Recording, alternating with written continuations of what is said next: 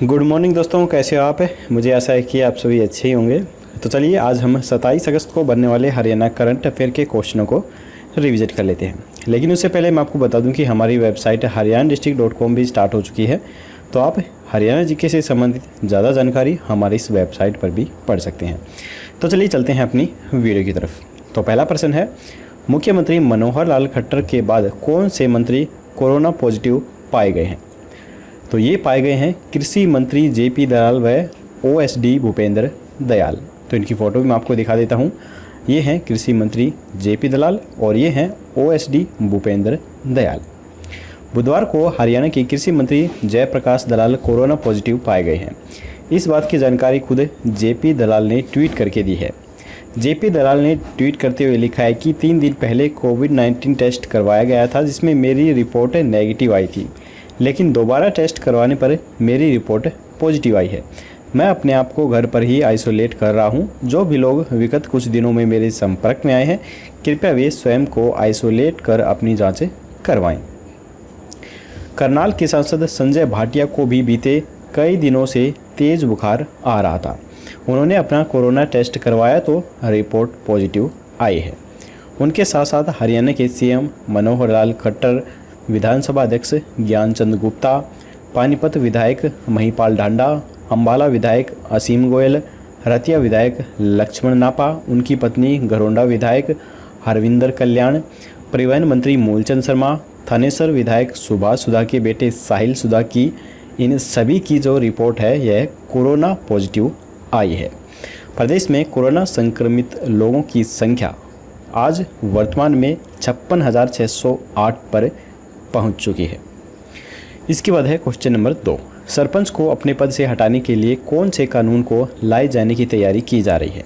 तो ये तैयारी की जा रही है राइट टू रिकॉल कानून। डिप्टी सीएम दुष्यंत चौटाला ने कहा है कि सरपंच को 1 साल बाद जनता पद से हटा सकेगी। इसका ड्राफ्ट तैयार किया जा चुका है।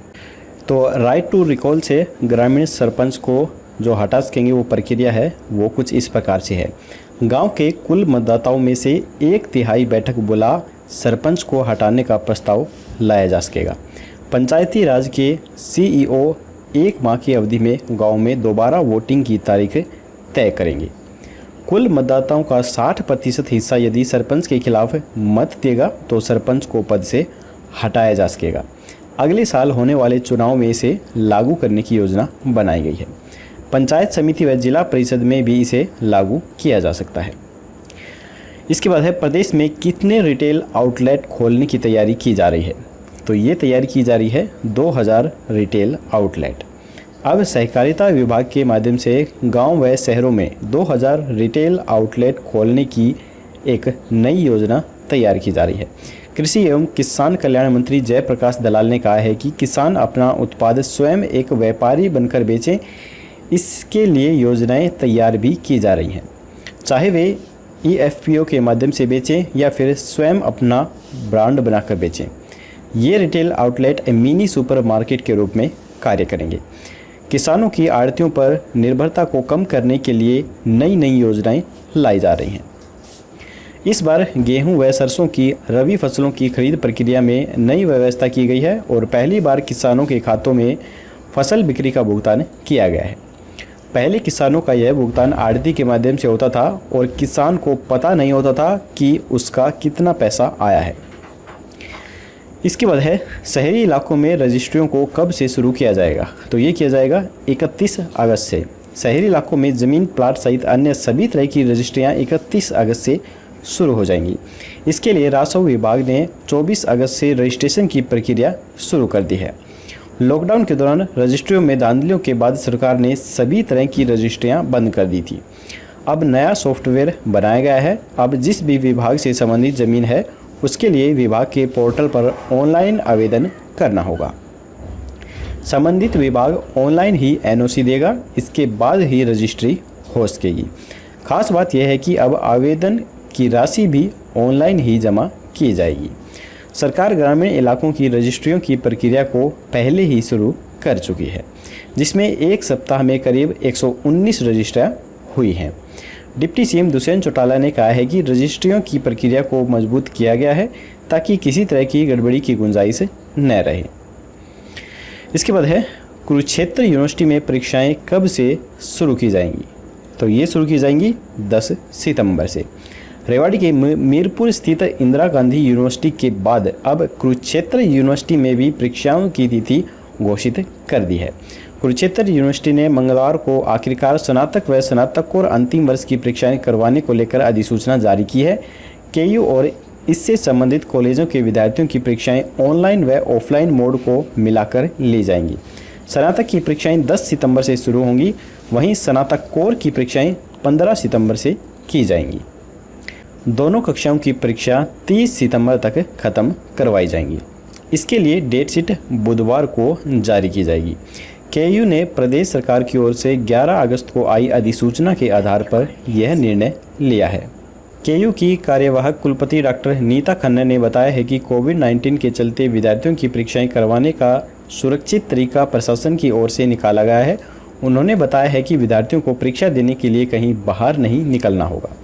डॉक्टर खन्ना ने कहा है कि इस प्रक्रिया के तहत परीक्षा का परिणाम भी परीक्षाएं खत्म होने के बाद जल्द ही घोषित हो पाएगा ताकि आगे दाखिला प्रक्रिया प्रभावित न हो।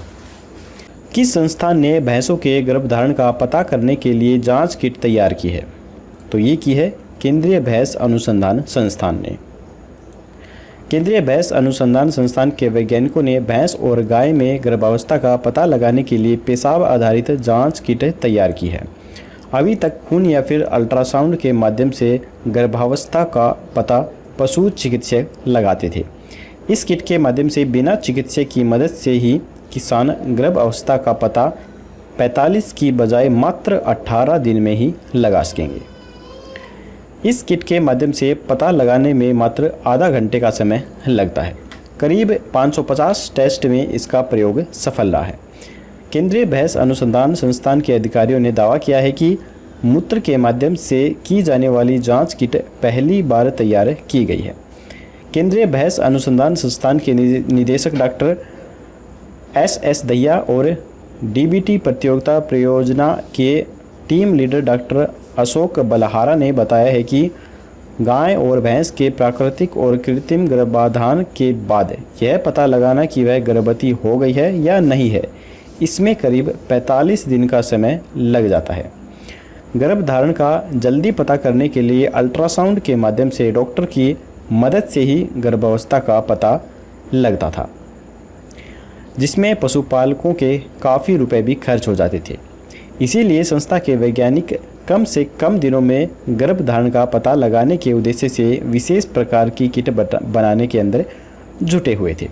इस संस्था के वरिष्ठ वैज्ञानिक डॉक्टर अशोक बलहारा, एस.के. फूलिया, डॉक्टर सुमन और डॉक्टर राकेश कुमार शर्मा आदि ने मिलकर गोवंश गर्भावस्था जांच किट तैयार की है, जिसे विभागीय अधिकारियों को पेटेंट के लिए फाइल भी भेज दी गई है। यही नहीं, 550 टेस्ट पर किट का सफल प्रयोग भी किया जा चुका है। हरियाणा के अलावा आसपास प्रदेश के संस्थानों को भी किट जांच के लिए दी गई है। जल्द ही यह किट मार्केट के अंदर भी उतारी जाएगी। अब इस किट की खासियत क्या है वो भी हम जान लेते हैं। Team leader doctor Ashok Balhara ने बताया है कि यह किट भैंस या गाय के मध्य चक्र पूरा होने पर प्रारंभिक गर्भ जांच के लिए बनाई गई है। इसमें पशु के मूत्र के माध्यम से जांच की जाती है। यह किट अधिकांश पशुओं में कई दिनों में गर्भावस्था की जांच कर सकती है। परिणामों की ज़्यादा सटीकता के लिए परीक्षण को 12 से 15 दिन बाद दोहराया भी जा सकता है। यह किट समस्त पशुओं की गर्भ जांच के लिए बनाई गई है। बीमारीग्रस्त पशुओं की जांच में सटीकता इस किट के द्वारा कम हो सकती है। टेस्ट वाला मूत्र सामान्यतः 20 से 30 डिग्री सेल्सियस पर होना चाहिए। आधे घंटे के अंदर आपको रिजल्ट मिल जाएगा। तो चलिए, इसके बाद अगले क्वेश्चन पर चलने से पहले दोस्तों मैं आपको बता दूं कि अगर आपको हमारी ये वीडियो पसंद आ रही है तो अभी के अभी हमारी इस वीडियो को एक लाइक ज़रूर कर दीजिएगा, और अगर आप हमारे चैनल पर पहली बार आए हैं तो हमारे चैनल को सब्सक्राइब करके घंटे पर ऑल नोटिफिकेशन पे क्लिक कर दीजिए, तभी आपको हमारी आने वाली लेटेस्ट वीडियो हैं वो सबसे पहले मिल सकेंगी। तो चलिए हम चलते हैं अगले प्रश्न पर। किस पार्टी ने हरियाणा के हर गांव में ऑक्सीजन जांच केंद्र खोलने का फैसला लिया है? तो ये लिया गया है आम आदमी पार्टी के द्वारा। दिल्ली की तर्ज पर आम आदमी पार्टी हरियाणा के हर वार्ड व गांव में बनाएगी आम आदमी ऑक्सीजन जांच केंद्र। आम आदमी पार्टी ने पानीपत के इसराना विधानसभा में एक मीटिंग रखी है। इसमें दिल्ली सरकार व आम आदमी पार्टी द्वारा एक नया अभियान चलाया गया है, जिसमें निश्चित किया गया है कि हर गांव व हर वार्ड में ऑक्सीजन जांच केंद्र खोले जाएंगे और हर व्यक्ति की ऑक्सीजन के स्तर की फ्री में जांच की जाएगी। इस मीटिंग की अध्यक्षता जिला अध्यक्ष सुखवीर मलिक के द्वारा की गई। उन्होंने कहा है कि कोरोना संकट के समय आम आदमी पार्टी पूरे तरीके से जनता के साथ खड़ी हुई है। राष्ट्रीय संयोजक अरविंद केजरीवाल के निर्देश अनुसार इस अभियान को अखिल भारतीय स्तर पर चालू किया गया है। इसराना ब्लॉक के 33 गांवों को चिन्हित करने के लिए एक कमेटी भी बनाई गई है, जिसमें हर सदस्य को 3-3 गांव गोद लेने को कहा गया है, ताकि हर गांव में 10-10 व्यक्ति जोड़े जा सकें। इसके बाद है हरियाणा के सीएम और विधानसभा स्पीकर के कोरोना पॉजिटिव आने के बाद सदन को संभालने की जिम्मेदारी किन्हें सौंपी गई है? तो ये जिम्मेदारी सौंपी गई है रणवीर गंगवा को। तो इनकी फ़ोटो मैं आपको दिखा देता हूँ। ये हैं रणवीर गंगवा। हरियाणा में सीएम से लेकर विधानसभा स्पीकर के कोरोना पॉजिटिव आने के बाद विधानसभा के डिप्टी स्पीकर रणवीर गंगवा सदन को संभालेंगे।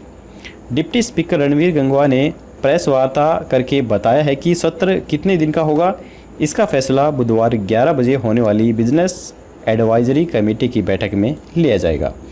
इस बैठक में डिप्टी सीएम, गृह मंत्री, नेता व प्रतिपक्ष यहां पर शामिल होंगे। गंगवा ने बताया है कि कोरोना के चलते विधायकों का सीटिंग प्लान बदल गया है। उन्होंने सोशल डिस्टेंसिंग बनाते हुए उनकी सीटों के साथ साथ दर्शक दीर्घा और स्पीकर गैलरी में बैठाया जाएगा। सभी को मास्क लगाना अनिवार्य होगा। सभी को अपनी कोरोना रिपोर्ट दिखानी होगी। इस बार के सत्र में 187 सवाल प्राप्त हुए हैं, जिन्हें ड्रा के माध्यम से निकाला जाएगा। इसके साथ साथ 30 ध्यान आकर्षण प्रस्ताव और 4 काम रोको प्रस्ताव भी लाए जाएंगे। गंगवा ने बताया है कि विधानसभा में 10 अध्यादेशों को विधेयक में कन्वर्ट किया जाएगा और 3 विधेयक को पारित किया जाएगा। इसके बाद है क्वेश्चन नंबर 9। हरियाणा की किस यूनिवर्सिटी में मूक्स और मुक्त शैक्षणिक संस्थानों पर शिक्षा का शुभारंभ किया गया है? तो ये किया गया है GJU गुरु जम्बेश्वर यूनिवर्सिटी के अंदर। GJU में मुक्स ऑनलाइन पाठ्यक्रम और मुक्त शैक्षणिक संस्थानों पर 1 सप्ताह की कार्यशाला का शुभारंभ किया गया है। कार्यशाला के मुख्य अतिथि कुलपति प्रोफेसर टंकेश्वर कुमार ने कहा है कि कोरोना वायरस के प्रकोप के बाद से शिक्षक ऑनलाइन शिक्षा को लेकर काफ़ी उत्साहित हैं। मूक्स तथा मुक्त शैक्षणिक संस्थान पारंपरिक शिक्षा की सीमाओं को तोड़कर 21वीं सदी में शिक्षा में डिजिटल क्रांति लाने का काम कर रही है। तो यहाँ पर बात हो रही है गुरु जम्बेश्वर यूनिवर्सिटी की। तो इसकी स्थापना सन 1995 में हुई थी और इसके फिलहाल वाइस चांसलर टंकेश्वर कुमार हैं। उद्घाटन सत्र के दौरान मुख्य अतिथि ने स्मारिका रवायत emblem of empowered academia via collegials internationals का भी विमोचन किया है। तो चलिए इसके बाद है क्वेश्चन नंबर 10। सुपर 100 एग्जाम्स में चयनित होने पर कितने साल की इंजीनियर्स मेडिकल की पढ़ाई निःशुल्क देने का फैसला लिया गया है? तो ये लिया गया है 2 साल तक। सुपर 100 योजना में छात्रों को 2 वर्ष के लिए फ्री कोचिंग के साथ साथ फ्री एजुकेशंस भी शिक्षा विभाग की ओर से दी जाएगी, जिसमें मुख्य रूप से छात्रों को इंजीनियरिंग और मेडिकल की तैयारी के लिए शिक्षा करवाई जाएगी। विद्यार्थियों के रहने खाने पीने का इंतजाम रेवाड़ी में किया जाएगा। इस परीक्षा के दौरान विद्यार्थियों से 80 सवाल पूछे गए हैं, जिसमें 20 गणित के, 20 केमिस्ट्री के, 20 बायोलॉजी के और 20 फिजिक्स के सवाल हैं। इसमें हर सवाल के लिए 4 अंक तय किए गए हैं, जिसमें नेगेटिव अंक का भी प्रावधान है। हर गलत जवाब पर 1 अंक काटा जाएगा। परीक्षा में उन विद्यार्थियों ने हिस्सा लिया है जिन विद्यार्थियों ने राज्य के स्कूलों से 80% अंकों के साथ 10वीं पास की है या उससे भी अधिक अंक प्राप्त किए हैं। इसके बाद है क्वेश्चन नंबर 11। हरियाणा के किस शहर में विद्यार्थियों के लिए बुक बैंक बनाया गया है? तो ये बनाया गया है गोहाना के अंदर। राज्य के महिला महाविद्यालय गोहाना की लाइब्रेरी में विद्यार्थियों के लिए बुक बैंक बनाया गया है। कॉलेज के प्राचार्य डॉक्टर दिनेश कुमार ने 150 किताबें दान करके बुक बैंक की शुरुआत की है। इस बुक बैंक से कोई भी ज़रूरतमंद विद्यार्थी निःशुल्क किताब जारी कराकर परीक्षा की तैयारी कर सकता है। बुक बैंक कॉलेज में कार्यरत शिक्षक और सेवानिवृत्त शिक्षकों के सहयोग से यह शुरू किया जाएगा। कॉलेज के अंदर इसकी शुरुआत की गई है। कोई भी शिक्षक स्वेच्छा से अपने पास रखी किताबें इसमें दान कर सकता है। जो विद्यार्थी किताब नहीं खरीद सकते हैं वे विद्यार्थी बुक बैंक से किताब जारी करवाकर तैयारी कर सकते हैं। वहीं यदि उन्हें किताब की ज़रूरत नहीं है और किसी एक विषय का ही अध्ययन करना है तो लाइब्रेरी में बैठकर भी अध्ययन किया जा सकता है। इसके बाद है हरियाणा की किस यूनिवर्सिटी में कोरोना से बचाव के लिए 43 बिंदुओं पर बुक लिखी जाएगी? तो ये लिखी जाएगी PTBD शर्मा यूनिवर्सिटी में। भविष्य में किसी भी महामारी से बचाव और प्रबंधन तथा उसके प्रसार को रोकने के लिए अब पंडित BD शर्मा हेल्थ यूनिवर्सिटी के चिकित्सक व अधिकारी किताब लिखेंगे। राज्यपाल ने किताब लिखने के लिए अनुमति दे दी है। किताबों में दिए गए विवरण के मुताबिक भविष्य में किसी भी महामारी को रोकने और मरीजों के उपचार के लिए आवश्यक कदम उठाए जाएंगे। इसके लिए हेल्थ यूनिवर्सिटी कुलपति डॉक्टर OP कालरा के निर्देशन में विभिन्न मेडिकल कॉलेजों व PGI के विभिन्न विभागों के चिकित्सकों की ड्यूटी लगाई गई है। तो यहाँ पर बात हो रहा है पंडित भगवत दयाल शर्मा यूनिवर्सिटी के बारे में। तो इसकी स्थापना सन 2008 के अंदर हुई थी। इस दौरान शिक्षकों को 43 बिंदुओं पर अध्याय लिखने के निर्देश दिए गए हैं। किताब की ब्रीफ इंट्रोडक्शंस और डिस्ट्री लिखने के लिए कुलपति डॉक्टर OP कालरा को जिम्मेदारी मिली है। अब चिकित्सकों के सहयोग से कोविड के दौरान की गई व्यवस्थाओं, कोविड की शुरुआती दौर में झेली गई परेशानियों, दवाओं के ट्रायल का विश्लेषण इसके अंदर किया जाएगा। साथ ही कोविड मरीजों के उपचार में आयुर्वेद की भूमिका को लेकर भी आयुष विश्वविद्यालय कुरुक्षेत्र के रजिस्ट्रार को अध्याय लिखने की जिम्मेदारी भी दी गई है। तो यहाँ पर दोस्तों हमारे आज के हरियाणा करंट अफेयर के क्वेश्चन खत्म होते हैं। अब हम कल का क्वेश्चन देख लेते हैं। कल हमने आपसे पूछा था कि राज्य पुलिस बल में महिलाओं के प्रतिनिधित्व को 6 से बढ़ाकर कितने प्रतिशत किया जाएगा? तो बहुत सारे स्टूडेंट इसमें कंफ्यूज हो रहे थे। कोई 10 बता रहा था, कोई 15 बता रहा था, कोई 33 बता रहा था। लेकिन इसका जो राइट आंसर है वो है 2 नंबर, 15% किया जाएगा। राज्य पुलिस बल में महिलाओं के प्रतिनिधित्व को अब 6 से बढ़ाकर 15% किया जाएगा। CM मनोहर लाल खट्टर ने कहा है कि कॉलेज पढ़ने वाली छात्राओं के लिए विशेष तौर पर छात्रा परिवहन सुरक्षा योजना भी लागू की जाएगी। तो चलिए अब आज का क्वेश्चन हम देख लेते हैं। आज का क्वेश्चन है, हाल ही में हरियाणा साहित्य अकादमी का निर्देशक किन्हें बनाया गया है? तो यहाँ पर 4 ऑप्शन है, OP सिंह, दिनेश कुमार, कमलेश डांडा, डॉक्टर चंद्र त्रिखा। तो आपको राइट ऑप्शन हमें कमेंट बॉक्स में बताना है। कल की वीडियो में आपको इसका आंसर मिल जाएगा। तो चलिए दोस्तों हमारी ये वीडियो यहीं पर ख़त्म होती है। अगर आपको वीडियो पसंद आई तो लाइक ज़रूर कीजिएगा और अपने दोस्तों के साथ शेयर करना बिल्कुल मत भूलिए। तो चलिए जल्दी ही मिलेंगे ऐसी एक और नई वीडियो के साथ। तब तक के लिए जय हिंद, जय भारत।